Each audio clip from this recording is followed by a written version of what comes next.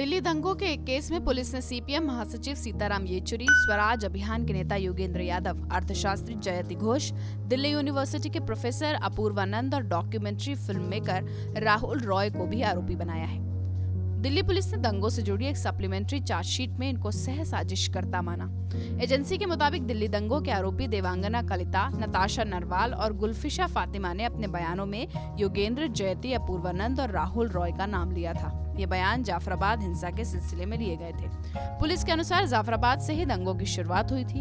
इन तीनों पर गैर कानूनी गतिविधियों अधिनियम के तहत केस दर्ज किया गया है। इन सभी पर आरोप है कि इन्होंने सीए का विरोध कर रहे प्रदर्शनकारियों को किसी भी हद तक जाने को कहा।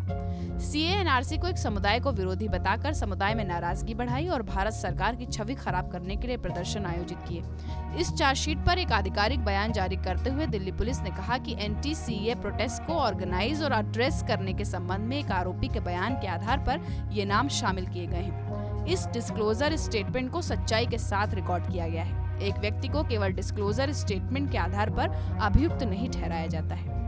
बता दें कि नागरिकता कानून के समर्थकों और विरोधियों के बीच संघर्ष के बाद 24 फरवरी को उत्तर पूर्वी दिल्ली के जाफराबाद, मौजपुर, बाबरपुरा, गोंडा, चांदबाग, शिव विहार, भजनपुरा, यमुना विहार इलाकों में सांप्रदायिक दंगे भड़क गए थे। इस हिंसा में कम से कम 53 लोगों की मौत हो गई थी और 200 से ज्यादा लोग घायल हो गए थे। साथ ही सरकारी और निजी संपत्ति को भी काफी नुकसान पहुंचा था। उग्र भीड़ ने मकानों, दुकानों, वाहनों, एक पेट्रोल पंप तक को फूंक दिया था और स्थानीय लोगों तथा पुलिस कर्मियों पर पथराव किए थे।